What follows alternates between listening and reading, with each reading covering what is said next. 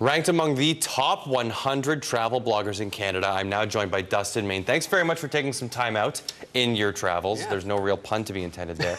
How'd you get started? Because I'm sure there are people watching that would say travel blogger. That kind of sounds like fun. And it is exactly what it implies. You travel and you blog about your travels. Yeah, definitely. So, I've been traveling and travel blogging for nearly 4 years, full time now, and it's taken me all around the world, to all 7 continents, and to more than 30 countries. I sort of lost track, in fact. So years ago, I just had I went on a trip to Africa, climbed a couple of mountains with my father, and the seed was laid, so to speak. That's just brilliant. And since then, or maybe before then, you also own 2 DSLRs. So you have a couple of very, very expensive cameras, I would imagine, with some fantastic gear. So you can actually do a really fantastic job of documenting your travels. Yeah, for sure. It's kind of funny because between my photography gear, my lenses, that's most of the stuff I carry. A little bit of clothes, a jacket or two, and too much, computer and in-camera gear. And you sent over some photographs too. Let's touch a little bit on these. I think the first set we have is street art through Berlin. So tell us a little bit about what we're looking at here. So Berlin is this really amazing city. It's central in Europe, and it attracts people from all around the world. And because it's been inexpensive to be there, it's attracted a lot of artists. So this project here is it's actually a French street artist who took pictures of elderly people and listened to their stories and plastered up their portraits and their faces around the buildings in Berlin. Now, when you say plastered, I'm sure you're not. Are you referring to the material that was used? Yeah. So they would do the prints and on these kind of buildings that oftentimes are falling apart, are wrinkled in themselves, and yeah, they plastered these prints up on the wall, like huge. Some of them. This one would be maybe 30 feet tall, something like that, 20 feet tall. That's absolutely brilliant, and it's breathtaking too. To perhaps see that for the first time in a downtown setting would be just amazing. Yeah, and the cool thing there is that that's almost the norm. So that's almost an everyday occurrence, for sure. And New Zealand as well. You've taken some travels there. Yeah, New Zealand is one of my favorite places. It's kind of like Disneyland for people that are into the outdoors. So if you're into hiking or skydiving or bungee jumping, any of those things, New Zealand is, it's stunning. So I did another project there for a couple of months earlier this year. And I believe we're about to get, minor technical snafu, but also and Burma is our last topic too. Well, of the main places you've been to. Sure. So over the last couple of years, Burma has been, the top of my list, and it's this country in transition.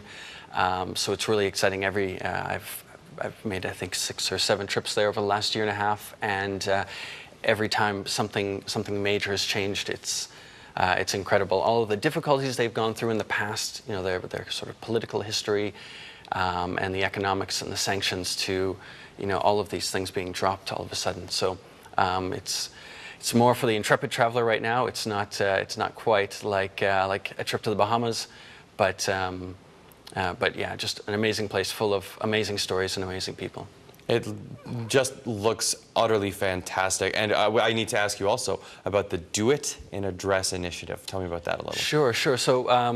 So one of the reasons I come back to Canada once a year in the summertime, and one of the reasons is Do It in a Dress. And so Do It in a Dress is an initiative by an Australian-based organization, and they help girls and women in Sierra Leone in West Africa.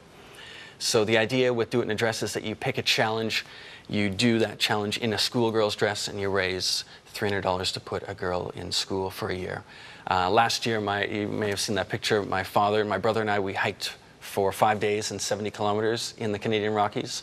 And this year I wanted to get a lot of people involved, so we have 30 people who are wall climbing. We have no mountains in Saskatoon, you probably know. So we've got 30 people taking over the Grippet Climbing Center in a couple of weeks to do the same.